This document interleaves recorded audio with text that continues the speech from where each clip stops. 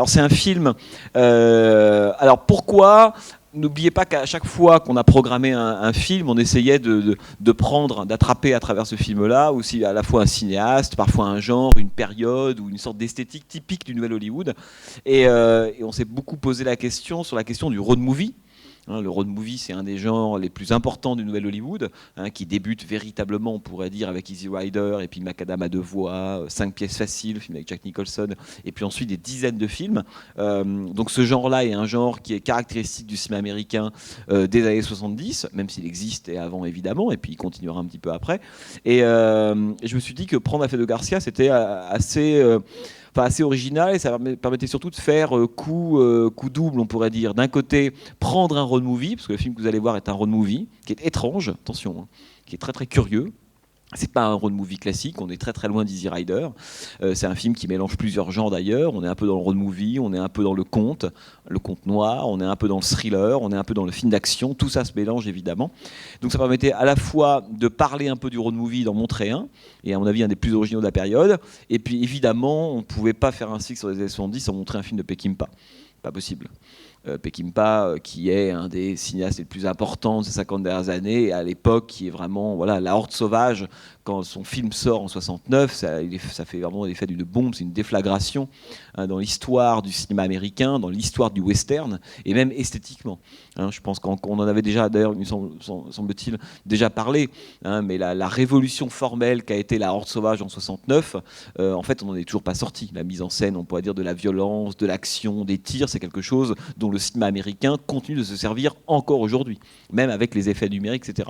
Donc Peckinpah, avec Léon, un peu au même moment, avait inventé une grammaire, une façon de filmer l'action, les gunfights, qui depuis n'a jamais été en fait renouvelée, on pourrait presque dire. Bon.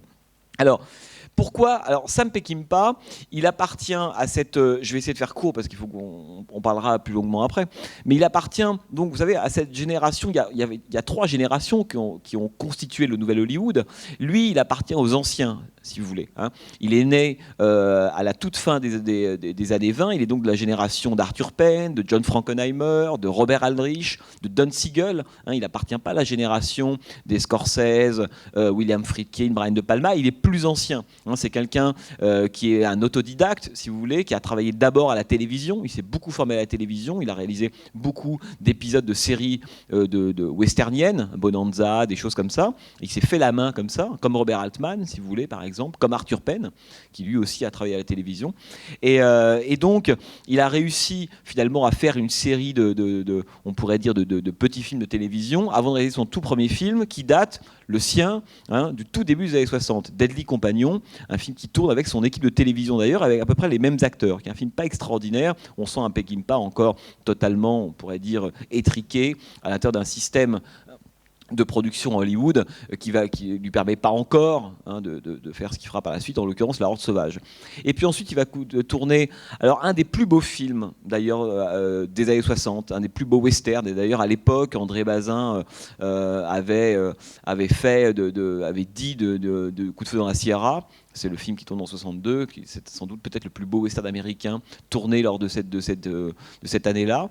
Et Coup de feu dans la Sierra, c'est un film qui racontait l'histoire de 2 westerners, on pourrait dire 2 cow-boys vieillissants, et qui se baladent dans un ouest qui est en train de totalement changer. C'est le grand thème des films de Peckinpah. C'est à la fois des personnages qui sont, on pourrait dire, anachroniques, qui sont plus de leur temps, à l'intérieur d'une Amérique, ça peut être l'Ouest, là vous allez voir c'est le Mexique et l'Amérique, qui est en train de changer, sont les derniers, quoi. Le cinéma de Peckinpah, qui est un grand cinéma mélancolique, c'est le cinéma des derniers, quoi.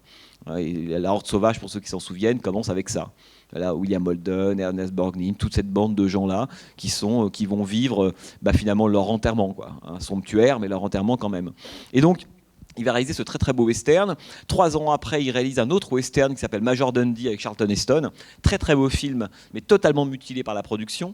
à l'époque, ce qui va permettre de comprendre beaucoup de trajets de Peckinpah. Peckinpah qui était un cinéaste, on pourrait dire à la fois totalement exubérant, provocateur, nihiliste, alcoolique, qui a brûlé, on pourrait dire, sa vie par les deux côtés. Il est mort, il avait 54 ans, il est mort en 1989, il aurait pu tourner des années encore, et ses derniers films, il les fait sur un lit d'hôpital quasiment. C'est quelqu'un qui a une vie, on pourrait dire, rock'n'roll, Sam Peckinpah, si vous voulez. Bon.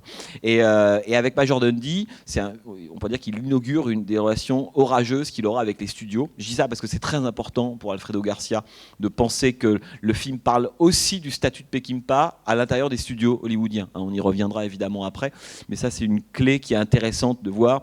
Vous allez voir que le personnage principal, qui est joué par Warren Oates dans Alfredo Garcia, porte des lunettes noires pendant une grande partie du film, qui est une sorte d'hommage de Peckinpah à lui-même. Peckinpah sur les tournages portait toujours des lunettes noires, et le film fait aussi un portrait de Peckinpah au milieu des années 70, alors que c'est un cinéaste qui vaut quasiment plus rien du point de vue d'Hollywood, qui est totalement rejeté, totalement marginalisé. Bon. Et donc il va réaliser Major Dundee, qui va être massacré. C'est les débuts, voilà, de son rapport à Hollywood. Il a toujours des rapports extrêmement violents avec Hollywood. Et puis, donc il commence une sorte de petite tracée du désert qui va durer 4 ans pour lui, et puis c'est la fameuse année de la Horde sauvage, qui correspond avec les débuts de Hollywood. Peckinpah, il fait partie de tous ces cinéastes qui en 68-69 ont chacun dans leur domaine fait un film majeur. Alors il y a eu 2001, Rosemary's Baby, Bonnie and Clyde, on peut en citer d'autres, et la Horde sauvage fait partie de ces films fondateurs du nouvel Hollywood. Le film fait 2h45, une espèce de western apocalyptique, phénoménal, baroque, incroyable. Bon, et là Peckinpah, après ses relations avec Hollywood, va avoir un autre problème qui va lui coller à la peau en permanence, qui est celui de la violence. Il devient, pour une critique un peu conservatrice, l'incarnation d'une espèce de violence, on pourrait dire gratuite, totalement exubérante. Vous allez voir, la violence chez Peckinpah, c'est pas... on pourrait dire c'est pas un truc, c'est un thème central, c'est un des grands sujets du cinéma de Peckinpah, c'est le rapport de l'homme à la violence, le rapport de l'histoire à la violence, et on l'appellera à partir de là Bloody Sam d'ailleurs. Ceux qui n'aimaient pas Peckinpah l'appelaient Bloody Sam, l'homme des bains de sang et des carnages à l'écran, des gunfights si vous voulez. Bon. Après La Horde sauvage, il va réaliser d'autres films, Unbreakable Log, qui est un film très très doux, magnifique, avec Jason Robards, et puis donc Les Chiens de paille. Vous avez peut-être entendu parler des Chiens de paille avec Dustin Hoffman, qui est un film absolument incroyable et qui lui vaudra évidemment des volées de bois vert. Moi j'ai fait plusieurs débats sur les Chiens de paille et genre 9 fois sur 10 le débat se termine mal parce qu'on m'accuse évidemment presque de légitimer ce qui se passe dans le film. C'est un film qui est très compliqué, notamment avec une séquence de viol de 10 minutes extrêmement complexe au milieu du film. Et puis il va donc réaliser ensuite Pat Garrett, qui devait être son grand retour au western, une relecture du mythe de Pat Garrett, enfin de l'histoire de Pat Garrett and Billy the Kid. Et là encore une fois, le film est totalement, encore plus que Major Dundee, mutilé par la production, en l'occurrence la MGM, qui coupe 20 minutes, qui change le montage, change le début, change la fin. C'est un massacre intégral. Et en gros, c'est dans cet état-là que Peckinpah va attaquer Apportez-moi la tête d'Alfredo Garcia. Dans un état où il est totalement marginalisé à Hollywood, plus personne ne veut lui faire confiance, il est beaucoup trop instable, beaucoup trop colérique avec les producteurs, c'est quelqu'un qui tourne, en plus qui tourne beaucoup de plans mais qui ne donne pas suffisamment de matière pour que ensuite un monteur dans son dos puisse remonter n'importe comment le film. C'est très compliqué de remonter un film de Peckinpah, parce qu'il n'y a que lui qui a dans sa tête la logique du montage, et donc il va tourner Alfredo Garcia. Alors vous allez voir, on en parlera plus longuement après, mais ce film en fait est tourné alors au Mexique, qui était pour Peckinpah un peu le paradis perdu, si vous voulez. Il y en a qui rêvaient d'arriver en Californie, d'autres qui rêvaient d'arriver à Nouvelle-Orléans. Le paradis de Peckinpah, dans son imaginaire cinéphilique, si vous voulez, c'est le Mexique. Quand Peckinpah, il a vécu là-bas, il a épousé une Mexicaine à un moment de sa vie, et donc, si vous voulez, c'est l'Éden pour lui, le Mexique. Et donc, il va tourner ce film à Mexico, et dans la banlieue de Mexico, et ça raconte, vous allez voir, l'histoire d'un pianiste de bar qui est chargé d'une drôle de quête. Vous allez voir quelle est cette quête, même si le titre en dit évidemment beaucoup. Le film est tourné en 4 mois. C'est intéressant parce qu'il est tourné en août 74. C'est là que commence le début du tournage, en août 73, pardon, le début du tournage du film. Autrement dit, on est en pleine affaire Watergate, et vous allez voir que toute l'histoire du Watergate, on pourrait dire nimbe, hante le film comme un fantôme. Amusez-vous à repérer toutes les fois où Nixon, le portrait de Nixon apparaît dans le plan. une première fois dans un billet de 5 ou 10 $, une autre fois sur une couverture de Time Magazine. Et c'est aussi, même si c'est tourné au Mexique, un commentaire de ce qu'on appelle l'Amérique du Watergate que va filmer évidemment Peckinpah. Et le film est tourné donc avec une grande partie d'une équipe mexicaine, et notamment, et je m'arrêterai là, le personnage qui joue le rôle du patriarche mexicain qui va lancer tout le récit, El Jefe dans le film, qui est joué par Emilio Fernandez. Emilio Fernandez, pour ceux qui connaissent, c'est celui qui jouait le rôle du général Mapache dans La Horde sauvage. C'était un acteur. C'était aussi un cinéaste extrêmement connu au Mexique. Le Filet, c'est lui, c'est quelqu'un qui a réalisé des mélodrames, des films policiers, des films de meurtre très importants. Donc c'est à la fois un acteur et un cinéaste. Et c'était aussi un peu le parrain du cinéma au Mexique. C'est-à-dire que si on voulait tourner un film au Mexique, si on n'avait pas Emilio Fernandez dans sa poche, on pouvait absolument rien faire. Voilà. Donc vous allez voir, donc ce film Apportez-moi tête d'Alfredo Garcia. C'est sans doute le dernier très grand film de Sam Peckinpah. Après, il en tournera d'autres, deux précisément. Il tournera Tueur d'élite et puis au Starman Weekend, son tout dernier film. Et c'est un film Alfredo Garcia qui a peu marché dans sa sortie en salle. On y reviendra. Pour quelles raisons le film a peu marché? Les gens pensaient à l'époque que ce serait La Horde sauvage bis, énorme succès public et en partie critique. Là, pas du tout. Le film a plutôt mal marché et un peu tombé dans les oubliettes pendant des années. Et ressorti dans les années 80. Et peu à peu, il a commencé à être un peu, on pourrait dire, réévalué, si vous voulez. Et aujourd'hui, la critique considère qu'Alfredo est peut-être le chef-d'œuvre de Sam Peckinpah. Voilà. Donc, bonne projection et je vous dis à tout à l'heure.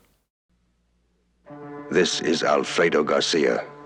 He's about to become a very important man. We are looking for an old buddy of ours, a compadre named Alfredo Garcia. A private army is scouring 3 countries to find Alfredo Garcia. Well, don't worry, if he's alive, I'll find him. Alive isn't our problem. Someone has offered $1 million for his head. If I ever get my hands on him, I'm going to kill him. All we require from you is physical proof that Garcia is dead. And we're prepared to settle for his head. Bring me the head of Alfredo Garcia. This man will become an animal. Alfredo's our saint. He's the saint of our money.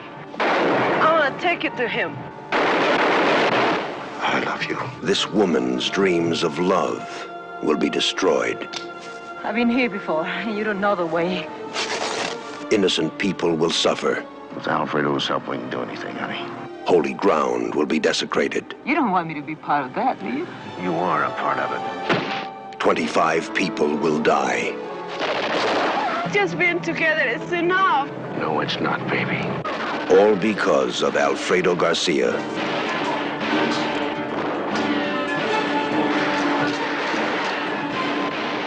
And only one man really knows why. Kill him. Sam Peckinpah, director of the greatest adventure films of our time, has made possibly his most powerful and startling motion picture.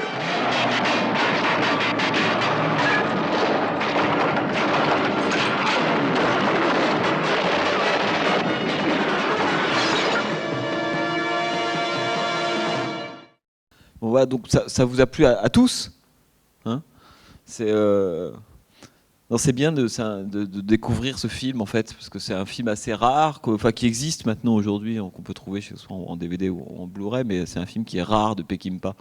Et c'est un film très noir, je ne vous l'avais pas dit avant pour pas vous plomber, déjà vous étiez venu, il pleuvait, etc. Alors en plus vous avez donné l'humeur d'Alfredo Garcia. Cela dit, si on connaît un tout petit peu Peckinpah, on sait qu'il a rarement fait des films optimistes, hein. C'est toujours des films qui sont des films extrêmement noirs, plutôt déprimés, très mélancoliques, et là c'est le cas. Alors il y a 2-3 choses que je voulais vous dire avant qu'on échange. Une série d'infos et de détails. Par exemple, alors c'est intéressant parce que le film, il est connu évidemment aujourd'hui pour beaucoup de raisons, mais notamment par la façon dont en fait sa structure est faite. Là, vous avez vu que le titre du film n'apparaît qu'à la fin. Donc, il y a au début, alors on le remarque pas forcément la première fois qu'on voit le film, on pense que le titre est passé, qu'on l'a manqué, pas du tout. Donc, le titre du film n'apparaît qu'à la fin, et l'avant-dernière image du film est en fait est aussi la première image du film. Je dis ça parce que c'est un film qui fonctionne totalement sur une sorte de structure circulaire. C'est vraiment le schéma. En fait, quand je vous ai dit que c'est un road movie tout à l'heure, c'est vrai, mais en fait, c'est un anti-road movie. Ou alors, c'est un road movie complètement malade. Donc, c'est un road movie qui nous fait croire qu'on va d'un point A à un point B. Et en fait, c'est un road movie qui nous dit qu'on va d'un point A à un point B et on revient au point A, si vous voulez, si ce n'est qu'entre-temps, tout a changé. C'est un film sur comment est-ce qu'on passe si vous voulez, du pareil au même. Si ce n'est qu'au début, le personnage, il croit qu'il est vivant. C'est ça qui est intéressant, et finalement il va se rendre compte finalement qu'il est mort, et à la fin, et on prend la seconde partie, on pense qu'il est mort et finalement il se croit vivant. C'est un film qui est très très curieux sur les rapports entre la mort et la vie, et ça c'est quelque chose qui est typique du cinéma de Peckinpah. C'est pour ça que il y a 2 grandes séquences me semble-t-il dans le film, enfin il y en a beaucoup évidemment. Je trouve que le film est sublime de bout en bout, mais il y a 2 séquences formidables. C'est la séquence presque paradisiaque entre Warren Oates, l'homme qui joue Benny, et Isela Vega contre l'arbre. C'est le moment où on se croirait presque dans le Magicien d'Oz à ce moment-là. On se dit qu'ils vont vraiment y arriver, où ils échangent leurs désirs, on va se marier, etc. Très très belle séquence, qui est d'ailleurs le dernier grand moment avant qu'on plonge dans l'obscurité absolue. Et puis, ça, c'est une très belle. Et puis la séquence du cimetière, évidemment. Enfin, une fois que Benny se réveille, et c'est un très très beau moment. Enfin, moi, j'adore cette séquence parce que c'est le moment où on se rend compte finalement que lui a échappé à la vie. Donc il ressort de terre comme un mort-vivant d'ailleurs, et c'est ce qui va être pour la suite du film. C'est pour ça que c'est un film qui a un côté presque fantastique par moments, qui est hanté par la mort. En plus, on est au Mexique. On sait qu'au Mexique, la culture de la mort est très différente, évidemment. Et en même temps, tout ce qui prouve sa vie à lui, alors on est un petit peu soulagé. Et là, évidemment, il se retourne, il se rend compte que Elita, sa femme, elle est morte. Et ce mouvement, il est intéressant parce qu'il est typique du cinéma de Peckinpah, à savoir que tout ce qui prouve quelque chose prouve toujours en même temps son contraire.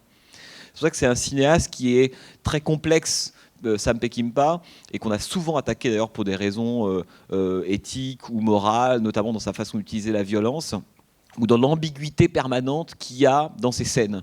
Je pense notamment à la fameuse séquence du viol, là, dans le film, avec Christopherson et Donnie Fritz. Christopherson qui avait joué chez Peckinpah, c'est lui qui jouait le rôle de Billy the Kid, quelques mois auparavant, et qui rejouera dans Le Convoi quelques années plus tard.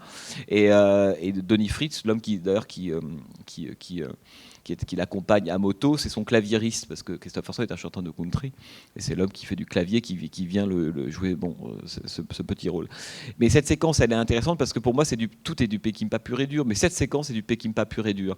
C'est qu'au début, lorsque évidemment ils se retrouvent tous les deux, le pneu a éclaté, voilà, on est une séquence presque typique à la fois du western et du road movie, le campement, le petit feu, la guitare, tout y est. On est entre le western et le campement hippie, si vous voulez. Et les 2 motards arrivent, ils sont évidemment filmés comme des menaces. Et vous avez vu la façon dont systématiquement le film répète ce motif d'une séquence idyllique qui est troublée par l'arrivée de 2 hommes filmés en contre-plongée qui viennent troubler ça. C'est la première séquence du film, par exemple, avec cette fille qui est au bord de l'eau. Là encore, on a l'impression que c'est l'image d'un paradis perdu, c'est sublime. Et peu à peu, la séquence va s'assombrir. D'abord, cette femme qui arrive, qui lui met un châle noir sur l'épaule, et puis l'arrivée de ces 2 hommes, le bruit des éperons, le noir. Et là, on va passer de la lumière, ce petit lac sublime, au tombeau familial. Parce qu'ils sont filmés comme des morts-vivants, véritablement, totalement immobiles. On ne sait même plus qui sont les plus vivants d'ailleurs. Est-ce que ce sont les portraits des tableaux, c'est ceux de longues lignées à laquelle ils appartiennent, ou ceux qui se tiennent debout dans la salle? Et là, cette séquence-là, elle est passionnante parce qu'elle bascule, elle va de quelque chose vers son contraire absolument. Et dans la séquence du viol, c'est la même chose. C'est qu'au début, on pense qu'on est parti sur une séquence assez classique, à savoir que 2 hommes vont forcer une femme ou un à coucher avec elle. Et puis peu à peu, Peckinpah introduit du doute dans cette séquence-là. Et ça, c'est typique de lui, ce qui est très dérangeant. Bon, encore une fois, moi, j'ai fait plusieurs débats sur certains de ses films, notamment sur Les Chiens de paille, où il y avait une grande partie du public qui ne supportait pas ça. Qui ne supportait pas, notamment, par exemple, dans cette séquence, lorsque Isela Vega demande, lui, ça se prépare à la violer, et d'un seul coup, il fait machine arrière, on pourrait dire, et elle lui dit « please don't ». C'est très compliqué à interpréter ça. Qu'est-ce que ça veut dire quoi? Ça veut dire... Est-ce qu'elle a du retard? Elle lui dit ne me touchez pas, ne me violez pas, ou ne me faites pas l'affront de ne pas me violer. Ça voudrait dire que je ne suis plus désirable. Et donc cette espèce de phrase, c'est pour ça que les versions françaises chez Peckinpah c'est toujours un peu compliqué, parce que jamais on capte la subtilité, là pour le coup, du dialogue anglais. Et le Please Don't de Isela Vega, tout Peckinpah est là. C'est-à-dire que c'est pas, quand je dis ça, c'est que c'est pas une interprétation ou bien l'autre, en se disant... certains d'entre vous pensez qu'effectivement, elle veut au contraire mettre à distance Christopherson, son violeur éventuel, et les autres qui penseraient non, pas du tout, au contraire, elle désire être violée. Mais c'est ça qui est fort chez Peckinpah, c'est qu'il faut toujours penser les deux interprétations en même temps. C'est ça, une des caractéristiques du cinéma de Peckinpah, c'est que chaque séquence, l'ambiguïté, ce qu'on appelle l'ambiguïté du cinéma de Peckinpah, c'est pas que c'est un cinéaste qui ne sait pas ce qu'il veut dire. C'est pas que c'est un cinéaste qui hésite, c'est que c'est un cinéaste qui ne cesse de dire que les situations, les comportements, etc. sont toujours, on pourrait dire, le résultat d'un mélange de forces contraires. Et tant qu'on ne se situe pas au centre de ça, on ne comprend rien. Et c'est très osé parce que il n'y a pas beaucoup de cinéastes, d'abord, qui ont osé faire des films comme ça, qui ont osé attaquer de front de ce type de problème-là. Cette séquence avec Isela Vega, elle est extrêmement puissante, en même temps elle est très difficile et osée. Il faut oser filmer quelque chose comme ça. Et il y a très peu de cinéastes qui ont osé en fait se mettre au cœur de ça. C'est-à-dire que je dis ça parce que vous avez bien vu que la violence est quelque chose qui est très très présent et qui est même très très beau par moments. Il y a des gens qui, pour défendre Peckinpah, disent oui, non, mais Peckinpah, c'est pas du tout quelqu'un qui encense la violence, qui la rend esthétique, c'est quelqu'un qu'au contraire, qui la rend désagréable, qui nous plonge le nez dedans, etc. Moi, j'ai jamais cru à ça. Je pense que les séquences de violence dans les films de Peckinpah, elles sont à la fois sublimes et répugnantes. Les deux à la fois. C'est-à-dire que la violence, elle est évidemment qu'il l'esthétise. Le surdécoupage, le ralenti, il a une façon de filmer la violence qui la rend magnifique. Mais au sens presque plastique du terme. Pour ceux qui ont vu La Horde sauvage parmi vous, ou la fin, ou la dernière séquence, ou la première séquence du film, ce sont des espèces d'opéras, des baleines morts, c'est comme les films de John Woo, ou des choses comme ça, ou les duels de Sergio Leone. Il y a un plaisir esthétique qui est vrai. Et en même temps, la violence est son sujet, c'est-à-dire que la violence, ça fait mal. Et le no que répète plusieurs fois Alfredo Garcia à la fin est très intéressant. Il ne cesse de dire non à une violence qu'il est évidemment en train de commettre. Et la question que posent les personnages de Peckinpah, et ses films en particulier, c'est toujours le prix qu'on doit payer lorsqu'on commet la violence. Et ce qui est évidemment terrible avec le personnage de Benny, c'est que on va pas couper la tête d'un mort comme ça pour gagner 10 000 $ ou 5 000, je sais plus, impunément. Et en fait, le film est une sorte de succession on pourrait dire de punitions en cascade. Si on veut, à partir du moment où il a pris la décision de déterrer Alfredo. Et donc, pourquoi je vous dis ça? Parce que ça, c'est quelque chose, pour moi, c'est sans doute, avec un ou deux autres cinéastes, je pense à un autre qui s'appelle Michael Cimino, auquel on reviendra à la toute fin avec Le Bout de l'enfer, et un autre un peu plus tardif qui s'appelle William Friedkin. Il y a très peu de cinéastes, même pas américains, mais là en l'occurrence hollywoodiens, qui ont su aborder la violence comme ça. Parce que, si vous voulez, il y a d'ailleurs la très très belle séquence, on pourrait même en parler de ce point de vue-là, la séquence de rencontre entre la famille d'Alfredo, sur le bord de la route, et les deux hommes de main, d'ailleurs qui sont sans doute des amis, que Peckinpah traite d'ailleurs comme deux hommes de main qui ont sans doute une relation amoureuse tous les deux, entre la première réaction extrêmement violente lorsque la prostituée lui met la main sur la cuisse au tout début du film, la façon dont il l'éjecte, on voit bien que c'est une relation amoureuse entre les deux, de la même façon qu'il filmait entre Borgnine et William Holden, quelque chose aussi, on pourrait presque dire un peu homoérotique, si vous voulez, entre les deux personnages. Et cette séquence, elle est très très belle, parce qu'on se rend compte que Peckinpah, il a inventé, mais véritablement, c'est-à-dire que c'est pour ça qu'à mon avis, son apport dans le cinéma est considérable, c'est qu'il a inventé l'idée que jusque-là dans le cinéma américain, il y avait toujours l'idée que, en fait, on filmait pas la violence, vous me dites si je ne suis pas clair, on filmait pas la violence, mais on filmait des individus violents. Ça veut dire qu'il y avait des méchants, des gens qui commettaient des actes de violence pour X ou Y raison, mais c'est ça qu'on filmait. C'est-à-dire que la violence, elle émanait d'un individu en particulier. Donc elle était dirigée d'un individu contre un autre, ou contre un groupe, enfin peu importe. Et donc c'était ça qu'on filmait, des individus violents. Bon. Ce qui est... alors évidemment, vous comprenez bien que si on filme un individu violent, on peut adopter le point de vue de la violence. Hein. Est-ce qu'on est avec cet individu ou non? Hein, tout est question de point de vue. Bon.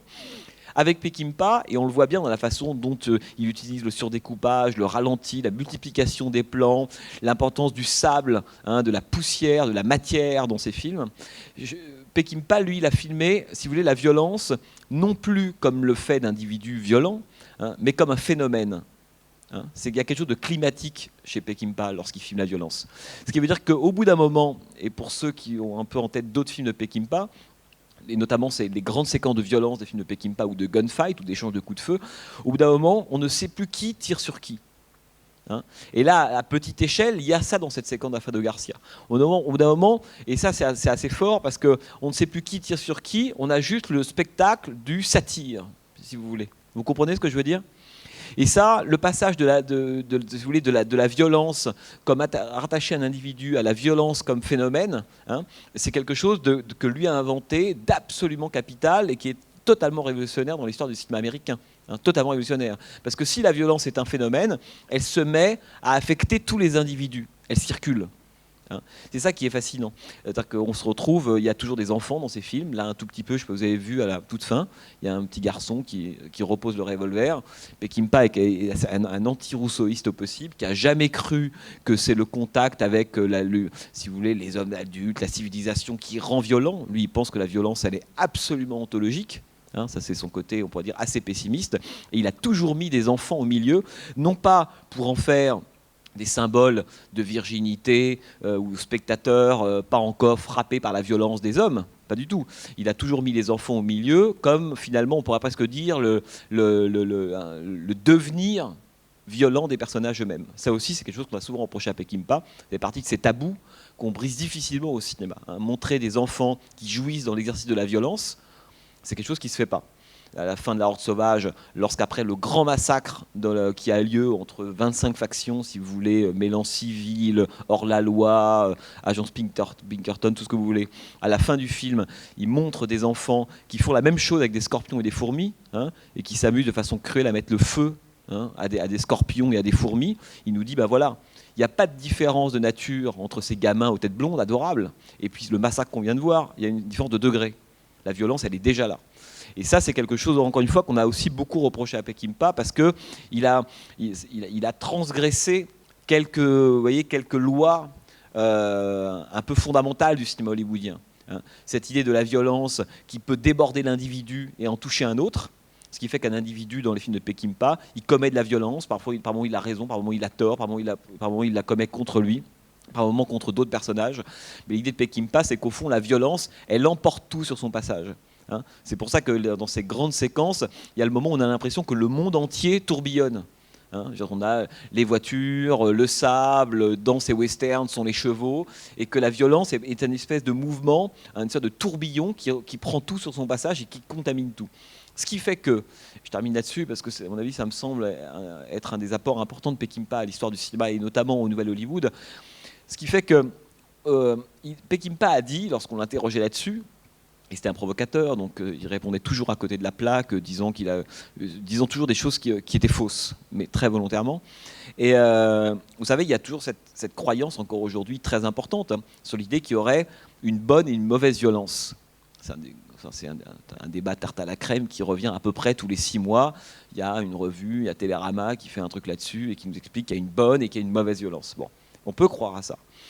Et Peckinpah, lui, citait toujours, il disait, écoutez, cette question de la bonne et la mauvaise violence, qu'on nous disait, mais chez vous, le problème, c'est qu'on ne sait pas trop distinguer, on prend du plaisir, en même temps, c'est dégoûtant, on n'arrive pas vraiment à faire le tri dans le type de violence que vous voulez montrer, avec l'accusation suprême, qui est en gros, vous avez un rapport complaisant à la violence. Sur le Joker qu'on sort, complaisance à la violence. Bon. Et Peckinpah disait... Et je dis ça, bah après chacun peut avoir son point de vue là-dessus, mais en tout cas au cinéma, moi c'est quelque chose auquel je crois, mais fermement, quoi. C'est qu'il disait, il n'y a pas 36 façons de filmer la violence au cinéma. Il disait, soit on ouvre les yeux sur cette violence-là, soit on les ferme. Et il dit, si on ouvre les yeux, on pactise toujours un peu forcément, malgré soi, avec la violence qu'on est en train de filmer. Ce qui fait que nous, on réfléchit très souvent, quand on parle de bonne ou mauvaise violence, en termes de ce qu'on appelle la monstration. Ça veut dire que la violence, on va la montrer, mais il y a deux façons de la montrer. Une qui serait bonne et une qui serait pas bonne. Voilà. Peckinpah disait non. Dès lors qu'on décide de montrer la violence, les deux se mélangent. Et que même quelqu'un armé des meilleures intentions du monde, de l'éthique la plus propre qui soit, peu importe, dans tous les cas, dès lors qu'il filme la violence, il pactisera aussi avec elle. Il disait donc il y a deux solutions, où on ouvre les yeux, ou on se les crève. Et il disait, moi j'ai choisi de les ouvrir. Et donc c'est intéressant parce que quand on voit les films de Peckinpah aujourd'hui, alors en gros vous pouvez, si vous avez l'occasion, mais revoir les films de la période, disons 69-78, c'est 10 années. Hein, il a tourné sur une période raccourcie, assez courte, Peckinpah. Encore une fois, il est mort en 84, jeune. Vous avez, à mon avis, une représentation unique qui aujourd'hui aurait presque du mal, d'ailleurs bizarrement, à exister. Je pense qu'on a beaucoup régressé sur l'utilisation de la violence au cinéma par rapport à ce type de film-là. Et vous avez une vision parfaite, à mon avis, de ce qui a été un des apports de l'action de la violence dans le nouvel Hollywood, hein, si vous voulez. Mais ça, encore une fois, c'est la marque de fabrique de Peckinpah. Qui a vu les Chiens de paille parmi vous? Ah bah très bien. Vous vous souvenez tous de la séquence des Chiens de paille, la séquence du viol, hein, de la femme de Dustin Hoffman dans les Chiens de paille, qui est une séquence évidemment de violence et qui répond encore à ça. Hein, que si on voit cette séquence de viol, on se trompe si on commence à vouloir trancher, en se disant elle veut ou elle ne veut pas. Bon, Peckinpah, c'est un cinéaste, si vous voulez, du et. Voilà, en fait, pour le dire très simplement, c'est ça. Et la plupart des cinéastes sont des cinéastes du ou. Et le et, c'est ça. C'est-à-dire que dans le viol des Chiens de paille, elle ne veut pas le viol et elle le veut en même temps. Voilà. Et ça, c'est fait que ce qui est assez fascinant avec Peckinpah, c'est que c'est un cinéma, on sent bien quand on le voit que c'est un cinéma qui est extrêmement à la fois intuitif, très sanguin, très énergique et en même temps extrêmement intellectuel. Moi, c'est ça qui m'a toujours fasciné chez lui. Hein, c'est que quand vous le voyez, si vous avez l'occasion de voir des reportages sur lui, il a toujours son côté un peu rustre, un peu à la John Ford, avec ses lunettes noires, un peu renfrogné, etc. Et donc c'est quelqu'un qui jamais n'a théorisé sur ses films. Ce que je vous racontais sur Oedipe, c'est le maximum qu'il ait fait. Et c'est souvent une leçon, ça, quand on écoute des cinéastes, c'est que moins ils pensent leur film, plus leur film pense, hein, et vice-versa. Ça, c'est un autre débat. Et Peckinpah, non. Peckinpah, on sent que c'est un homme qui a vécu, évidemment, ses films. Hein. Benny, c'est son portrait à lui. C'est vraiment son portrait. Il est vraiment une espèce un homme qui a vécu dans la dépense absolue. Il y a des anecdotes immenses, interminables, qui circulent sur la façon dont Peckinpah tournait ses films, les rapports qu'il avait avec les producteurs, la violence qu'il avait avec eux, enfin peu importe. Mais c'est quelqu'un on sent que c'est on dirait aujourd'hui, si vous voulez, que c'est quelque chose. On sent que c'est un cinéma qui est tourné avec les tripes, quoi. Il y a une forme, après on n'adhère pas évidemment, mais il y a une forme de sincérité absolue quand on voit le cinéma de Peckinpah. Et en même temps, c'est un cinéma que je trouve très, alors quand je dis intellectuel, le mot n'est pas bien choisi, je dirais que c'est plutôt très subtil, quoi. Et alors, ce qui fait qu'on a ce mélange chez lui d'extraordinaire brutalité, c'est très frontal, les morpions dans le sexe de Warren Beatty, il va très loin dans des scènes, il n'hésite pas du tout, il est proche de la trivialité par moments, c'est jamais vulgaire mais c'est souvent trivial, et en même temps c'est extrêmement subtil, quoi. Et moi ça c'est quelque chose que voilà. Donc il était hors de question évidemment de faire un cycle sans passer par la case Peckinpah. Si vous voulez, pour moi, La Horde sauvage, c'est Citizen Kane de Nouvelle Hollywood. Il y a tout dans La Horde sauvage. En fait, on n'a pas passé parce qu'on s'est dit que c'était un film que vous connaissez sans doute un peu plus. Vous avez tous vu La Horde sauvage? Non? Alors ça, voilà, c'est un truc à faire. Mais voilà, donc on s'est dit que Alfredo était un film un peu plus original. Alors voilà, donc cette question de la violence, elle est importante parce que c'est vrai sur Alfredo et c'est vrai sur la plupart des films de Peckinpah. Pour moi, quand on s'intéresse à la question de la violence au cinéma ou des images, c'est absolument passionnant d'aller voir les films de Peckinpah. Et une dernière chose que je voulais vous dire, c'est que lorsqu'on considère, si vous voulez, qu'il y a une bonne et une mauvaise violence, il y a ce qu'on appelle, on pourrait presque dire, une espèce d'éthique du regard. Ça veut dire que lorsque je considère qu'un homme, il y a quelqu'un qui commet une bonne violence et quelqu'un qui commet une mauvaise violence, en fonction de l'endroit où je place ma caméra, je vais adopter son point de vue ou non. et beaucoup de critiques à l'égard de certains cinéastes qui utilisent la violence de façon un peu, on pourrait dire, désinvolte, si vous voulez, disent, mais le problème, il y a eu ce fameux débat autour de Tarantino au début, hein, sur Reservoir Dogs, par exemple, vous avez peut-être vu Reservoir Dogs, la fameuse séquence du hangar et de l'oreille, et il y a un débat à l'époque qui disait, le problème de la façon dont Tarantino filme cette séquence-là, c'est qu'il est par moment avec le tortionnaire et par moment avec la victime. Autrement dit, il joue sur les deux tableaux. Et on peut pas, enfin on peut, mais je veux dire, ce qu'on lui reprochait, c'était ça. C'était justement de vouloir rafler la mise à tous les coups. Hein, d'être avec la jouissance du tortionnaire, du bourreau, lorsqu'il torture sa victime, hein, et être avec la peur, donc même identification évidemment, de la victime lorsqu'il voit arriver le bourreau. Et ça c'est intéressant, parce que c'est pas le et dont je parle à propos de Peckinpah. Vous comprenez ça? C'est pas du tout la même chose. Ça, c'est que je veux en fait deux choses. Hein, je constate qu'il y a deux points de vue opposés et je veux rafler la mise sur les deux points de vue en même temps. Peckinpah dit qu'il n'y a pas deux points de vue opposés. Il y en a un seul, mais ce point de vue-là, il est scindé en deux. Hein, les deux forces se mélangent. Vous comprenez ça? Et ça, c'est très important parce que les films de Peckinpah, ils nécessitent d'être assez précis.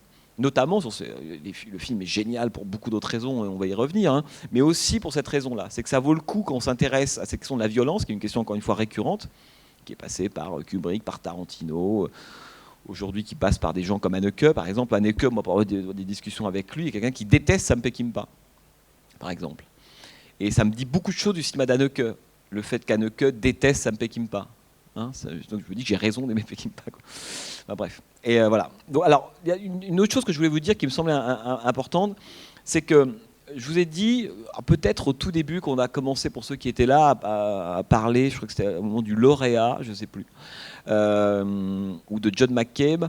Vous savez, cette idée que le nouvel Hollywood serait une sorte de période qui serait une période homogène, 67-80 au début. Voilà, un matin, on se réveille, tout change, tout va bien, nouvelle forme, nouveau type de personnage, nouvelle thématique, nouveau rapport au pouvoir. Puis en 80, un jour, on se réveille, gueule de bois, et puis là, c'est parti pour le cinéma, on pourrait dire, de l'entertainment des années 80. Bon, évidemment, c'est pas le cas.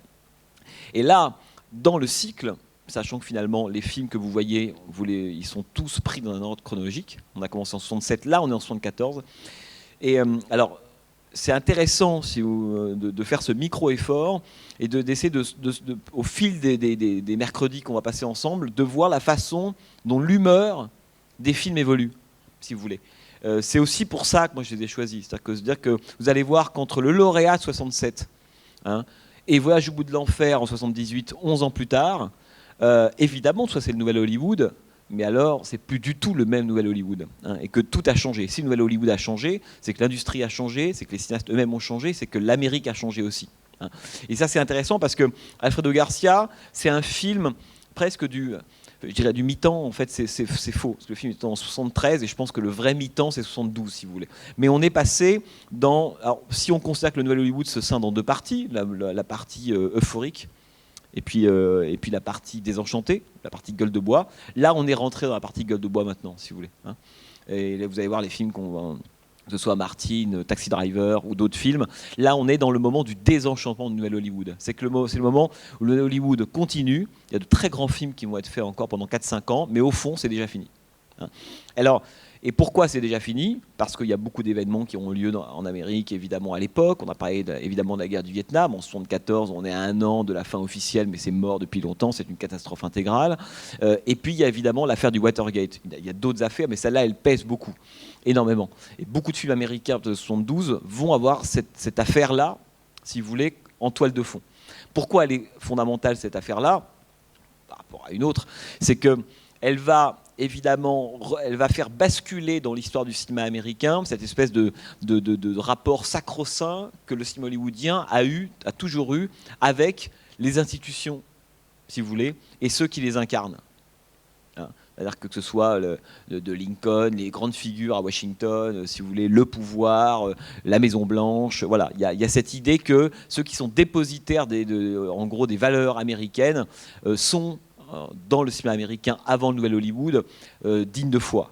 Hein, il y a cette confiance absolue. Enfin, Monsieur Smith au Sénat. Hein, si on va au Sénat, le Sénat, totale confiance, en fait, on arrivera à quelque chose.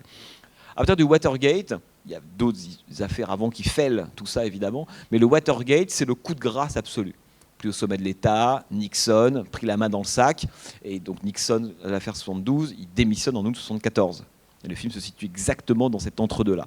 Et Nixon, c'est le coup de grâce. C'est le coup de grâce, ça veut dire que d'un seul coup, dans le cinéma américain, un des grands thèmes qui va surgir à partir de là, ça va être l'opposition, on pourrait dire, d'un individu face à un système. Le système incarnant très souvent le système, l'État américain, ceux, on pourrait dire, en qui on avait confiance auparavant, qui d'un seul coup deviennent objet de suspicion. Et le film, Alfredo Garcia, je vous disais au début, ça emprunte à plusieurs genres, mais ça emprunte aussi à cette espèce de schéma, on pourrait dire, du film du complot, si vous voulez, comme Point Blank de John Borman. Un homme est victime d'un système et décide, parce qu'il a été doublé, évidemment, là, et décide, la première partie du film, si vous voulez, c'est un film américain classique. Bon. On lui promet de l'argent, il va exécuter sa tâche, si tout se passe bien, voilà, il ramène la tête et basta. La seconde partie du film, c'est vraiment le désenchantement. C'est le moment où il se rend compte que le système l'a doublé et que lui va se retourner contre ce système-là. Et évidemment, se retournant contre ce système, il est dans le film tellement lié à Nixon, tellement lié à des hommes en costume cravate, qui commettent le pire dans des espèces de tenues, on pourrait presque dire, on est entre des cadres, des hommes d'affaires, des hommes politiques, ils ont les mains propres.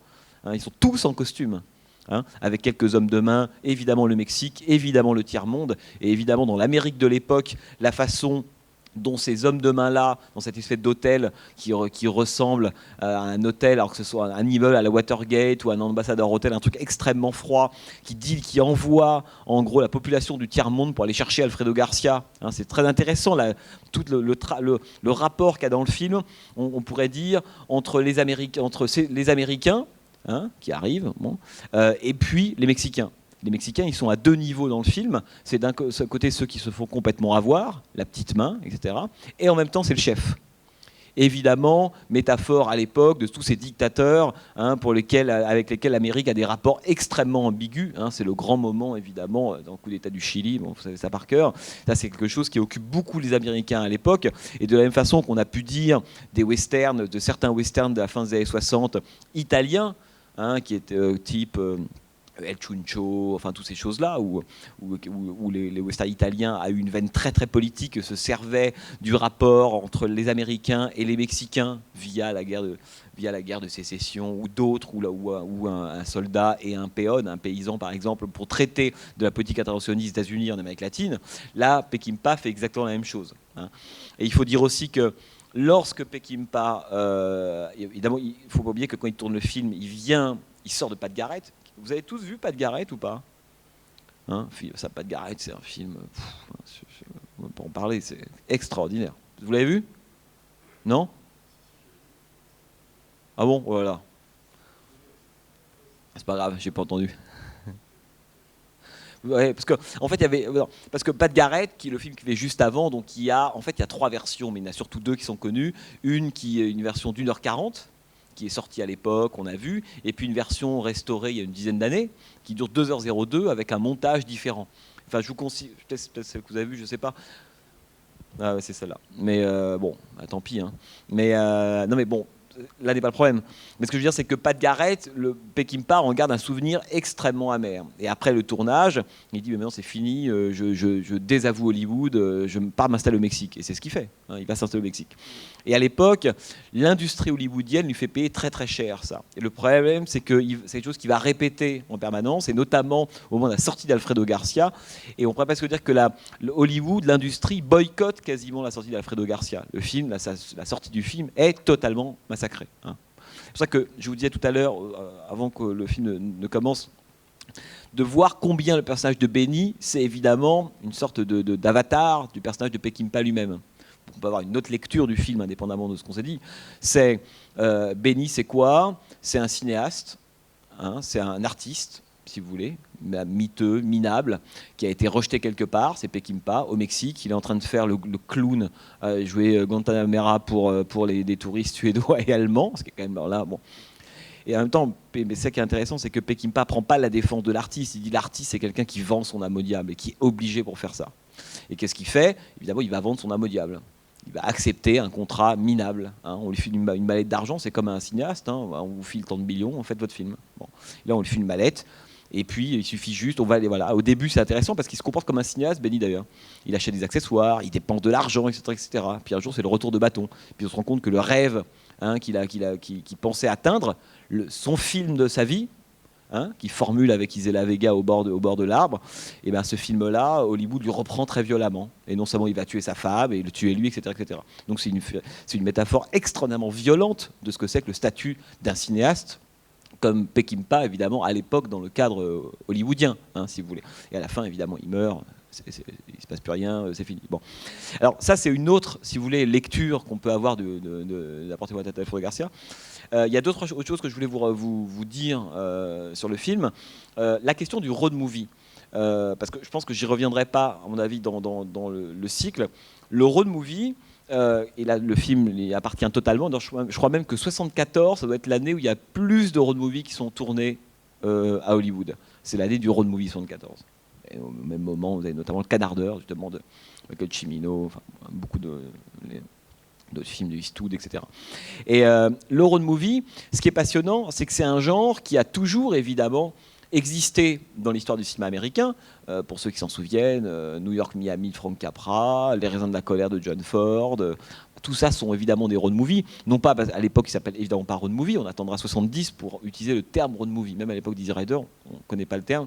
C'est au moment où un film de Bob Rafelson qui s'appelle 5 pièces faciles avec Jack Nicholson sort, qu'on se dit, tiens, en ce moment, la route commence à être à la mode dans le Nouvel Hollywood, et on appelle ça, on se met à inventer ce terme de road movie. Mais il n'existe pas, évidemment, à l'époque des premiers road movies. Tout simplement parce que, si vous voulez, le cinéma américain étant évidemment un art de l'espace et du déplacement, le road movie, c'est, si vous voulez, le descendant du western. Quand on pense road movie, il faut toujours penser western en même temps. C'est pour ça que Alfredo Garcia a évidemment des motifs, si vous voulez, qui sont évidemment empruntés au western, avec cette idée géniale au début, c'est qu'il nous faut 3-4 minutes pour savoir à quelle époque se situe le film. On ne sait pas. On est au bord d'un lac, une femme, des types avec des espèces d'éperons peu à peu, et là on voit les chevaux. On croit vraiment qu'on est dans un western, on a du mal à situer un. Et c'est lorsque cette espèce d'ogre, parce que le film est aussi un conte noir, macabre, mais lorsque l'ogre lance son espèce d'ordre disant « Bring me the head of Alfredo Garcia », que là on va pénétrer dans le monde moderne. Et on voit les voitures qui sortent, l'avion, etc. Mais il y a cette espèce de truc totalement intemporel que j'aime beaucoup et qui raconte aussi beaucoup de choses sur le film. Cette idée que c'est quelque chose qui... on est du côté de la fable dans Alfredo Garcia. Totalement. C'est pour ça que quand je parlais du fantastique, on est toujours, par moments, la présence de la mort, du mort-vivant. Il y a quelque chose qui... c'est un conte de fées qui tourne mal, si vous voulez. Donc, le road movie, ça vient du western, évidemment. C'est quoi le road movie, pour faire extrêmement court? C'est que le western, ça raconte la grande histoire de l'Amérique. La grande histoire de l'Amérique, c'est la conquête de l'Ouest, c'est le trajet d'Est en Ouest. C'est en gros de la Virginie à la Californie. Et c'est le grand récit américain. Voilà, donc du western. Parce que le western, c'est le genre qui raconte presque en temps réel l'histoire de l'Amérique. Bon, c'est leur chanson de geste, quoi, si vous voulez. Le road movie, en fait, ça répond à 2-3 critères. C'est que, l'idée du trajet continue, si ce n'est que cette fois, on ne va pas faire comme dans le western le trajet d'est en ouest, mais le trajet en sens inverse. Le road movie est généralement un genre qui prend la route américaine, mais à rebours du western. L'Ouest a été atteint, la conquête de l'Ouest est faite, il n'y a plus d'espace, donc maintenant, sa façon de se déplacer sur le territoire américain, c'est pas d'aller à la recherche d'une zone sauvage à civiliser, c'est de faire le chemin inverse. Donc le road movie, c'est un art du retour sur le western, c'est un anti-western, si vous voulez, on fait le trajet inverse. Alors, le trajet est plus compliqué, on part de l'Ouest, on peut aller dans le Nord, on peut aller en Louisiane, comme dans Easy Rider, mais on se déplace dans l'autre sens, si vous voulez. Donc ça, ta première règle, c'est ça. La deuxième, c'est que ça va aussi avec, on pourrait dire, tout le moment de la contre-culture et des valeurs, on pourrait dire, hippies, cette idée qu'il y aurait une vérité dans l'espace américain qui serait, en fait, le secret de l'Amérique. Il faudrait aller le retrouver à l'heure, évidemment, du Vietnam et toutes ces choses qui ont souillé l'idée de l'Amérique. Il faut aller la retrouver au cœur de ces paysages. Et le road movie, il repart d'abord dans cette espèce d'Amérique qu'il imagine fabuleuse. C'est tout le moment, c'est le grand moment écolo, si vous voulez, du road movie, voire du western. Jeremy Johnson, c'est un western, mais c'est un road movie écolo. La beauté de l'Amérique, elle est dans ses paysages. C'est là qu'il faut retourner. Dans Easy Rider, au début, il y a une célébration de la beauté du paysage américain qui est phénoménale. C'est une carte postale, Easy Rider, la première demi-heure, Monument de Vallée, Painted Desert, tout y est, quoi. Et eux-mêmes, Denis Hopper et Peter Fonda, sont même des spectateurs ébahis devant la beauté de l'Amérique. Ça raconte aussi ça. Le road movie, c'est aussi un genre. Alors ça, si vous voulez, c'est un genre géographique, spatial. Bon, c'est aussi un genre politique. Pourquoi ? Parce que le principe du road movie, c'est que grosso modo, on prend la route, mais ce qui compte, c'est pas tant de l'endroit d'où on part, ni l'endroit qu'on veut atteindre, c'est plutôt le trajet qu'on va faire évidemment, et c'est les rencontres qu'on va faire. Et le road movie, c'est l'histoire d'une série de rencontres. On s'arrête. Alors, vous avez tous vu des road movies, on s'arrête, on reprend la route, et à chaque fois qu'on reprend la route, on est un peu plus fort des gens qu'on a rencontrés, de ce qu'on a appris, etc. Bon, c'est souvent d'ailleurs un genre de la désillusion, le road movie, évidemment. Bon. Pourquoi c'est si important ça dans le road movie, et comme c'est dans le western, c'est parce que le fait de s'arrêter sur les côtés, d'aller rencontrer des bouts d'Amérique, si vous voulez, c'est partir à la recherche à mon avis, il y a deux grands thèmes dans le cinéma américain, c'est l'espace et le peuple. Partir à la recherche du peuple, si vous voulez. C'est le peuple, il est devenu quoi ? Le western, maintenant on fait le retour et on repartir dans l'espace et repartir dans le temps. Donc c'est repartir dans l'histoire de l'Amérique, revérifier, voir quelles sont ses plaies, voir ce qu'elle est devenue, voir ressortir, si vous voulez, le motif du désenfouissement, c'est un truc qui est caractéristique du cinéma du Nouvel Hollywood, et donc on repart vérifier l'état du peuple. Et évidemment, il va très très mal. Le road movie, ça raconte ça. Ça raconte Easy Rider, tout va bien au début, communauté de Taos, tout le monde est accueillant, et puis plus ça va, puis un jour on tombe au Texas, et là on se fait tabasser, et puis même à la fin on se fait tuer par des types qui ont des fusils, etc. Donc le road movie, c'est aussi l'histoire du peuple impossible, si vous voulez. C'est l'homme qui repart à la recherche du peuple américain et qui se rend compte que ce peuple-là n'est plus possible. Bon. Et puis, il y a un autre sens au road movie. Là, je vais très très vite. Road movie, on pourra en parler des jours et des jours. Et un autre sens au road movie, c'est la dimension métaphysique. Voilà. Alors, il y a un cinéaste qui est important de connaître parce qu'il fait pas mal de liens avec Peckinpah, c'est Monty Hellman. Alors, ça vous dit quelque chose, Monty Hellman ? L'homme qui a fait The Shooting en milieu des années 60, L'Ouragan de la Vengeance, celui qui a fait Macadam à deux voix, Tulane Blacktop, celui qui a fait Cockfighter, même année que Alfredo Garcia, avec Warren Oates. Et Warren Oates, c'est aussi d'ailleurs presque le pont entre l'œuvre de Hellman. Warren Oates, c'est un des acteurs fétiches de Hellman, et c'était aussi un des acteurs fétiches de Peckinpah. Et pour moi, c'est un des plus grands acteurs du cinéma américain des années 70, c'est l'homme que vous avez vu là. Qui a été beaucoup second couteau, qu'on a vu. Et puis à ce moment-là des années 70, il commence à jouer quelques premiers rôles. En tout cas, au début, Peckinpah avait pensé confier le rôle de Benny à Peter Falk, son ami. Mais Peter Falk était engagé dans le tournage de la série Columbo, il n'a pas pu. Et donc finalement, c'est Warren Oates qui est venu tourner ça. Mais Warren Oates, c'est la troisième, quatrième fois qu'il tourne avec Peckinpah. Donc c'est un habitué. Et c'est l'archétype de l'anti-héros Warren Oates. Même s'il a joué, le personnage le plus héroïque qu'il ait joué, c'est Dillinger, film de John Milius, mais il a joué dans Cockfighter, dans Macadam à deux voix, il a joué avec Peter Fonda. C'est l'archétype, si vous voulez, de l'anti-héros, et là, c'est le plus beau rôle, évidemment, de sa carrière. Bon. Et donc la dimension métaphysique du road movie, elle est importante, parce qu'au fond, on prend la route pour toutes les raisons qu'on vient d'évoquer, mais aussi pour, en fait, en savoir plus sur soi-même et son identité. Ce qui fait qu'il y a très souvent une figure classique du road movie, et c'est pour ça qu'un film comme The Shooting, vous l'avez vu, The Shooting de Monty Hellman, c'est Warren Oates qui traverse le paysage américain à la recherche d'un criminel. Alors c'est intéressant de comparer ce film à Alfredo Garcia. Et puis un jour, il va le trouver. Le problème, c'est que ce criminel, c'est son sosie et son double, à la toute fin du film. Cette apparition incroyable, fantastique, et il tire sur son double. Bon. Or, Alfredo Garcia, c'est aussi une forme de double de Benny, si vous voulez. Cette espèce de tête, cet homme mort, on voit bien qu'il y a entre ces deux personnages, l'un est vivant, l'autre étant mort, il y a une relation extrêmement bizarre. D'ailleurs, c'est un film très curieux de ce point de vue-là. C'est presque une histoire d'amour triangulaire, entre un mort dont il ne restera plus qu'une tête, un vivant et cette femme. C'est aussi très violent, ce que racontent évidemment tous les dialogues de Benny avec la tête. Dans la voiture, cette tête qui pourrit, qui attire les mouches, la glace, qui attire les chats, c'est quelque chose évidemment cauchemardesque. Bon. Et donc le road movie, c'est aussi un genre métaphysique. En fait, on part à la recherche de soi-même. Et très souvent, ce qui est passionnant, c'est que soi-même, c'est le double.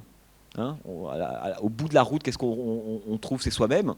Donc on se dit, bah alors finalement, quel intérêt de prendre la route? C'est l'histoire du Le Magicien d'Oz, c'est un road movie, si vous voulez. Hein. Vous avez tous vu Le Magicien d'Oz. Hein. Et l'histoire de Dorothy, c'est ça, elle est au Kansas, c'est filmé en noir et blanc, c'est King Vidor qui filme, en sépia plutôt.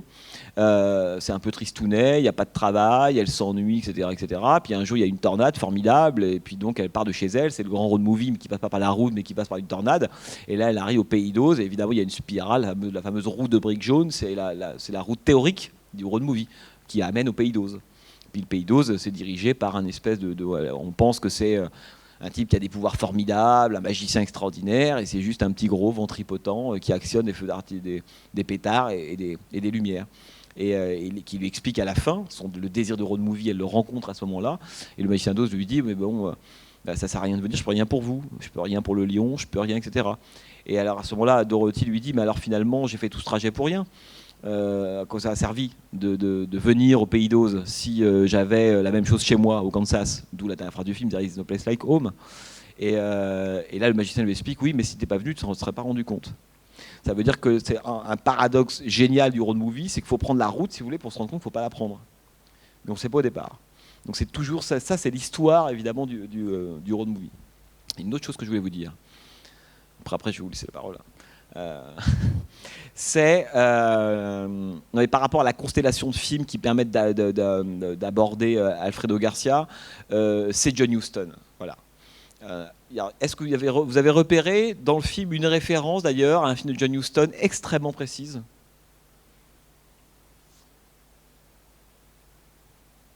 Non, ça vous dit rien?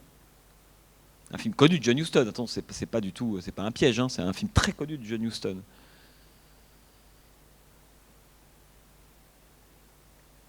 Bon, alors, au tout début, dans le bar,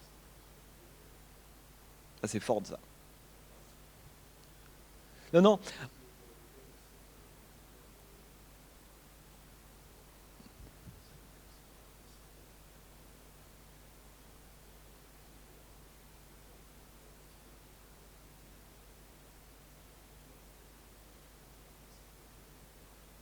Ouais. Non, mais alors c'est pas à ça que je pensais. Non, mais c'était en fait dans la fameuse séquence du bar au tout début, vous avez vu avec ses lunettes noires, vous avez repéré le portrait de Nixon sur le billet derrière et tout ça. Hein, bon, et cette image géniale avec la couverture de Time, les pieds dans l'eau et l'œuf. Enfin, ça, c'est l'art du raccourci de Peckinpah, tout est dit, quoi. Mais bon, c'est pas ça que je voulais parler. C'est qu'au tout début, lorsque les deux arrivent dans cette espèce de bar, et donc ils discutent, la violence, ils proposent de l'argent, voilà, vous savez où est Alfredo Garcia, retrouvez-nous à tel hôtel, etc. Et ils s'en vont. Et à ce moment-là, il y a Benny, donc qui demande à l'un des deux, Robert Weber, qui lui demande quel est son nom. Et l'autre lui répond Fred C. Dobbs. Et Fred C. Dobbs, c'est le nom du personnage de Bogart dans la Sierra Madre. Bon, alors pourquoi je dis ça? Parce que quand on a le trailer de la Sierra Madre en tête, c'est fou comme c'est pour le coup un patron, un modèle d'Alfredo Garcia. Peckinpah n'était pas un fan de Huston, mais adorait le trailer de la Sierra Madre. Pour lui, c'était la métaphore absolue de son cinéma à lui. Cette idée de l'échec, le cinéma de Peckinpah, il est hanté par l'échec, même si l'échec est glorieux, magnifique. Mais ce sont des films qui ne parlent que de ça. Pourquoi on n'y arrive pas? En gros, c'est ça le cinéma de Peckinpah. Pourquoi ça marche jamais? Et donc, évidemment, le Trésor de la Sierra Madre, c'est un des plus grands films de cette histoire-là. Et lui voyait Alfredo Garcia comme une sorte de transposition, si vous voulez, du film de Huston. Hein, si ce n'est que la fameuse somme d'argent qui se volatilise à la fin du film de Huston. Vous l'avez vu, ce film de Huston? Non? Bah, voyez, si vous avez l'occasion, c'est un classique, hein, ça s'appelle Le Trésor de la Sierra Madre. Ça se passe évidemment au Mexique, avec Humphrey Bogart, et Bogart qui, pareil, part à la... Je ne vais pas vous dévoiler évidemment l'histoire, ça serait dommage, mais qui part à la recherche d'un trésor, et voilà, ça va pas très bien se terminer. Bon. Et Peckinpah a utilisé le même modèle que la Sierra Madre, avec la tête si vous voulez, d'Alfredo Garcia. C'est exactement la même chose, et c'est un film qui raconte la façon dont évidemment on poursuit en fait un objet, un horizon. Cet horizon c'est évidemment c'est un mirage qui s'évanouit totalement. Et dans le cas du film de Huston, c'est de l'argent. Et là, c'est même pas une tête en fait, c'est un autre mode de vie. Ça que je trouve très touchant. En fait, ce que montre bien Peckinpah dans Alfredo Garcia, c'est que on sent bien que l'argent, en fait, au début, on pense qu'il est un peu minable, Benny. Il n'en fait pas du tout un personnage. Et de ce point de vue-là, Peckinpah est aussi lucide sur lui-même. Quand il se dit, mais moi aussi, j'ai fait ça. J'ai fait des films, j'ai accepté des choses, peu importe. C'est comme un portrait très en demi-teinte de Benny. On ne peut pas dire que ce soit un type auquel on a envie de s'identifier. Il est un peu désagréable, il a beaucoup de défauts. C'est vraiment un loser, un anti-héros. Il faut mettre du temps pour commencer à l'apprécier et à se demander finalement à quoi on s'identifie dans le film, à lui. Pourquoi, pour quelle raison. Au bout d'un moment, c'est avec lui qu'on est. Parce que lorsque on a tous les dialogues avec Isela Vega, j'aime beaucoup ce moment-là. Et c'est là que notre identification, elle est extrêmement instable dans le film, notamment ce grand dialogue lorsqu'elle dit mais pourquoi tu vas m'épouser avant, et lorsque lui dit bon, on va déterrer la tête d'Alfredo Garcia, fais-le si tu le fais pas pour moi, fais-le pour lui. C'est atroce ce type d'argument qu'il utilise, et en même temps lui a conscience d'être un minable à ce moment-là, et elle a conscience que j'aime beaucoup toutes ces séquences là parce qu'elle a conscience qu'il est minable, elle l'aime quand même et elle va pas lui dire. C'est ça l'amour, c'est de dire je sais que t'es minable mais je vais pas te le dire, quoi. Ça, c'est un moment génial évidemment dans le film, et donc toute la métaphore du film de Huston se retrouve dans le film de Peckinpah, jusqu'au jeu de Warren Oates. Warren Oates, il joue comme Bogart dans le film. Si vous avez un peu en tête la façon dont on joue Bogart en général, ses mimiques, sa façon de se comporter, sa façon d'être, etc. Warren Oates avait très consciemment pris comme exemple Humphrey Bogart pour jouer le rôle de Benny dans le film de Peckinpah. Petite chose aussi à laquelle je pense, c'est le tout dernier plan du film, évidemment, cette espèce de violence inconfortable qui est maintenant le pistolet tire sur nous. C'est un moment extrêmement violent. Et c'est aussi une référence en fait, à ce on date généralement comme le premier, on pourrait dire, western de l'histoire du cinéma, qui est un film de 1903, qui s'appelle The Great Train Robbery. Je ne sais pas si ça vous dit quelque chose. Un cinéaste qui s'appelait Edwin Porter. Et le film était connu pour 2-3 innovations à l'époque, dont un gros plan, etc. Et notamment parce que le film se terminait avec le bandit qui tirait sur le spectateur. On est en 1903. Le film s'achevait avec ce bandit tirant avec son petit Colt sur le spectateur. Et Peckinpah a voulu, qui a évidemment un grand cinéphile, une connaissance encyclopédique de l'histoire du cinéma américain, a voulu terminer son film avec cette espèce d'hommage à l'origine du western, disant aussi que ce film s'inscrit dans cette tradition-là et en est presque la fin. La conclusion, Alfredo Garcia, c'est peut-être le dernier western, de toute façon, si on veut. D'autant plus que le dernier western se passe au Mexique. Parce que c'est aussi, je vous le disais, dans l'imaginaire de Peckinpah, c'est au-delà du Rio Grande qu'il y a le paradis. C'est pas les champs de miel et de vin de la Californie, quoi, si vous voulez. Voilà. Je sais pas si quelqu'un veut faire une remarque, peut-être. Quelqu'un veut intervenir?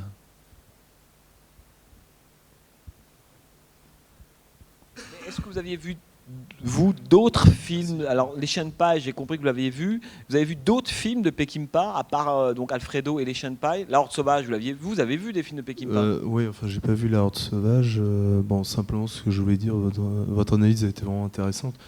Alfredo Garcia, il m'a plutôt fait penser aux Chiens de Paille, justement. Donc j'ai eu beaucoup de similitudes, notamment quand on regarde le personnage de Garcia, comme vous dites, c'est plutôt un anti-héros, mais il m'a rappelé celui qui était joué par Dustin Hoffman dans le précédent film, où effectivement on a l'impression que c'est ces personnages qui sont plus ou moins, je vais dire tranquilles, mais en tout cas un peu dans leur bulle, et puis tout d'un coup, la violence apparaît à un moment du film, et ils sont pris dans un engrenage, et après il y a une question de survie aussi, quand on regarde bien, survie face à l'adversité, face à la violence qui se déchaîne, et quitte à utiliser les mêmes méthodes, de toute façon, dans les deux cas.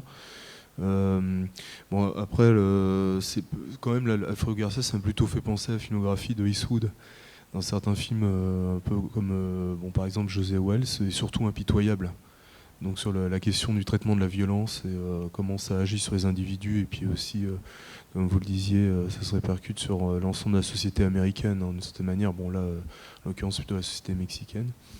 J'ai quand même entendu dire qu'en fait, ce rapport à la violence dans les films, dans ces films, c'est parce que Peckinpah avait été vraiment traumatisé par son expérience durant la Seconde Guerre mondiale. Tout le déluge de violence, de feux de fer. Aussi, oui, bien sûr. Oui. Ouais, voilà. Le massacre des Indiens, il s'était même fabriqué une fausse identité indienne.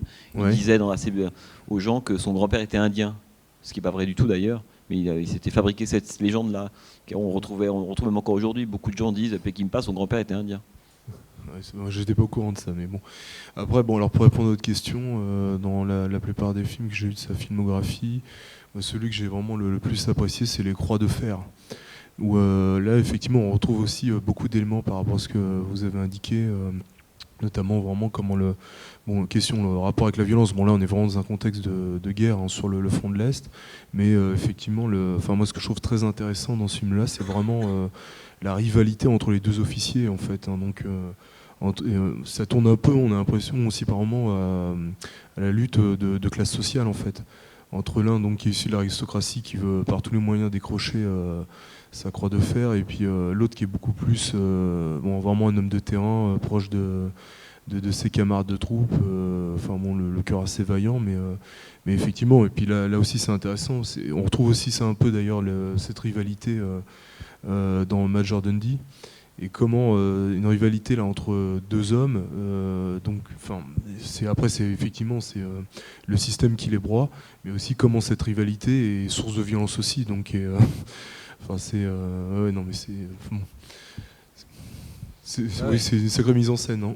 Ah non, c'est Peckinpah, c'est phénoménal, mais surtout que vous disiez les conflits, ce qui est intéressant, c'est que y a quelque chose qui est au cœur de tous les films de Peckinpah. Alors c'est intéressant de se dire comment ça apparaît dans Alfredo, c'est évidemment le conflit, on pourrait dire, entre deux personnages dont l'un est soit le reflet inversé, ou le passé de l'un, ou le futur de l'autre, mais Pat Garrett et Billy the Kid, c'est ça qu'ils ont été ensemble, et puis un jour, parce que la loi, qui est le grand problème pour peut-être pas le temps de développer ça parce que ce serait encore beaucoup trop long. Le problème de la loi chez Peckinpah. Peckinpah, c'est un cinéaste qui croit à la loi naturelle des hommes entre eux. Que la loi pondue à Washington par un gratte-papier, c'est quelque chose qui l'horripile. Et Pat Garrett, ça raconte ça. Il n'y aurait pas eu cette loi-là, on serait ensemble. Parce qu'il y a la loi, je suis obligé de te tuer maintenant. Bon. On dit, c'est les mêmes que la loi transforme en opposants. Comme dans La Horde sauvage, vous le verrez, La Horde sauvage, William Holden et Robert Ryan, ils ont été ensemble. Ils ont fait des coups ensemble, cambrioleurs ensemble, et puis un jour, pour des raisons que je ne vous dévoile pas pour ceux qui n'ont pas vu le film évidemment, ils sont obligés de se combattre. Mais en fait, et Pat Garrett et Billy the Kid, ce qui est passionnant, c'est effectivement, je comprends quand vous dites Pat Garrett, le rythme est très étrange de Pat Garrett, parce que c'est un film qui est fondé sur une poursuite, l'histoire de Pat Garrett qui poursuit Billy the Kid, si ce n'est que Peckinpah l'a perverti complètement en disant que c'est une poursuite qui est contrainte et pas désirée. C'est Pat Garrett poursuit Billy the Kid, mais il n'a pas envie de le poursuivre, il n'a pas envie de l'atteindre. Et Billy the Kid, en gros, c'est ça qui est génial, par amitié pour son pote, au bout d'un moment, arrête de le poursuivre, arrête de s'enfuir. Il dit viens me chercher, mais l'autre veut pas y aller. Donc c'est un film, c'est l'anti-western absolu, puisque je sais qu'il y a eu beaucoup de films autour de l'histoire de Pat Garrett et Billy the Kid, ces deux rapports-là. Lui, Peckinpah rompt ce que c'est que la loi, à savoir que l'un court après l'autre et tente de l'avoir. Lui, le film sur le mode de la contrainte, là, qu'il y a la poursuite, elle n'est pas désirée. Mais les deux personnages, c'est encore un conflit. Dans Les Chiens de paille, c'est évidemment ce conflit. Alors, il y en a plusieurs entre l'homme et la femme, entre deux hommes pour une femme, etc. Et ce qui est génial dans Alfredo, et ça m'a toujours... une des phrases que je préfère dans le film, c'est quand il dit « Occupez-vous du fils, moi je m'occupe du père ». Puis je dis, mais qu'est-ce que ça veut dire? Et moi, j'ai mis longtemps à comprendre ce que disait à ce moment-là Warren Oates à toute fin du film, vous vous souvenez, quand il vient de tuer El Jefe, et puis donc il part avec son petit panier. Et je me dis, alors il y a plein de façons de comprendre sans doute cette phrase, mais je me dis que c'est assez beau parce que c'est à ce moment-là qu'il se suicide, précisément dans le film. Lorsqu'il dit occupez-vous du fils, des vivants, ceux qui restent, etc. Sachant que là encore une fois, vous avez vu, c'est pendant un baptême qu'a eu la tuerie, comment le pétard se mélange au fusil. Qu'encore une fois, ce qui prouve la vie prouve la mort, c'est qu'il n'y a jamais une valeur positive chez Peckinpah ou une affirmation d'une vie chez Peckinpah sans qu'il y ait au même moment l'affirmation de son contraire. La mort, etc. Ça, c'est caractéristique de lui, et c'est ce qui, à mon avis, en fait tout son prix. C'est extrêmement beau et puissant en même temps. Et lorsqu'il dit « je m'occupe du père », ça veut dire quoi s'occuper du père? Il ne va pas s'occuper d'une tête qu'il met dans la glace depuis le début. S'occuper du père, ça veut dire le rejoindre. Hein, vous rejoignez votre fils, moi je rejoins le père, et rejoindre le père, hein, c'est évidemment, c'est aller au suicide. Et dans la fin, vous avez bien, la fin elle est belle, parce que la fin, il n'y a pas de riposte, il n'y a pas de combat, il n'y a pas de gunfight. À la fin, c'est une exécution d'un type qui est là, qui évidemment va se faire détruire par tous ses membres de la bande de LGF, qui sortent comme des rats des murs, c'est-à-dire que le système gagnera toujours, parce que quand un rouage disparaît, 25 surgissent derrière. Évidemment, c'est la force du système, ce que nous dit Peckinpah, sur l'individu. Et en même temps, c'est aussi la grandeur de l'individu, hein, sur le système, c'est que l'individu, quand il décide, il peut mourir. Et à la fin, quand il dit je rejoins le père, c'est ça. Évidemment, là, il sait que c'est mort pour lui. Il sait aussi, et c'est ça que j'aime, de la façon dont le film fait sentir ça sans jamais le formuler. Il sait ce que ce monde-là, hein, au fond, n'est pas pour lui. Ça, c'est un grand truc du cinéma de Peckinpah. Et ben, quand le monde n'est pas pour soi, il y a deux façons de faire. Ou bien on tente de s'y adapter. Ça, c'est le compromis. Hein, c'est les Nixoniens. Hein, donc on vend son âme au diable, ce qu'il a aussi fait au début. Il commence comme ça, Benny. Il commence très bas dans le film. Hein, quand vous le voyez, c'est quand même. On sent j'aime la façon dont Peckinpah arrive à faire surgir un personnage, un passé très rapidement. Hein, on sent qu'on n'a pas vécu la descente aux enfers avec lui, mais on a presque le sentiment qu'elle l'accompagne, quoi. Bon. Et en même temps, ce personnage-là, Benny, dans le film, ce personnage-là, à la fin, il se dit, il est hors de question de m'adapter. Et m'adapter, ça veut dire quoi? C'est le moment où il décide de tuer LGF. Quand il dit non, le non c'est quoi? C'est non, j'accepte pas ce système-là, ce principe-là, même si je peux repartir avec la mallette, parce que toute la fin, elle a un côté cornélienne. C'est-à-dire qu'à chaque réplique, à chaque moment, on sent qu'il y a des choix éthiques qui se font dans sa tête. Il se forme pas ça. Attention, hein, c'est pas Costa Gavras qu'on regarde, quoi. C'est subtil, donc on ne sait pas. Effectivement, chaque réplique est là, c'est-à-dire que le personnage, en fait, il y a une maturité géniale qui apparaît en 3 minutes. Parce qu'en fait, au début, il se compromet, il déterre la tête, en plus, et puis la profanation, évidemment, de la tombe, par rapport, dans un pays qui s'appelle le Mexique, c'est terrifiant tout ce qu'il fait. En fait, c'est glauquissime. À la fin, et ensuite, il y a le retrait, le déni. Hein, l'homme n'est presque pas mort, il se met à lui parler, la femme a disparu, il y a la folie, le moment de la folie d'Alfredo Garcia. Et puis quand il retourne dans l'hacienda de LGF, là c'est le retour au réel. C'est-à-dire que la rédemption, c'est un des grands thèmes de Peckinpah, c'est là qu'elle arrive. Elle arrive quand, effectivement, il dit non. C'est un des plus beaux noms de l'histoire du cinéma, les noms de Alfredo Garcia à la fin. Il comprend tout, étape par étape, quoi. Non, j'accepte pas le système. Non, effectivement, je pourrais mener cette vie-là, mais riche comme un minable.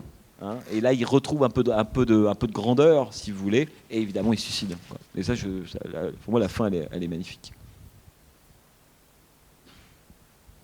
C'est l'occasion où on peut trouver la BO, la bande originale du film, parce que Jerry Fielding, qui était le compositeur de la plupart des films de Peckinpah, et la bande originale, elle est absolument magnifique. Il y a notamment un très très très beau morceau. Pour moi, c'est le seul défaut du film, c'est que je pense qu'il est mixé trop bas au moment où il arrive la première fois à l'hôtel pour récupérer ce qu'il imaginait son avance.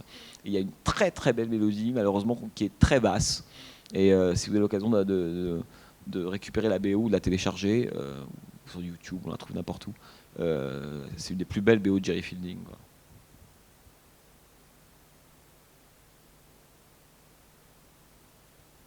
Moi j'ai une dernière petite question peut-être. C'est par rapport au sous-titre qu'on a mis pour le cycle Ciné 70s, Ouais. le nouvel Hollywood, comment sortir d'un rêve éveillé. Ouais. Et en fait c'est une expression que j'ai reprise dans un texte qui est à propos d'Alfredo Garcia dans votre livre. Ouais. Et je veux savoir si vous pouviez peut-être... Alors en fait, c'est même pas. En fait, c'est même pas de moi. C'est exactement une citation de la métamorphose de Kafka. C'est-à-dire que la métamorphose de Kafka s'ouvre avec ça. Comme au sortir d'un rêve éveillé, j'étais un cafard. Ça commence comme ça. Et pour moi, c'est ce qu'est le nouvel Hollywood.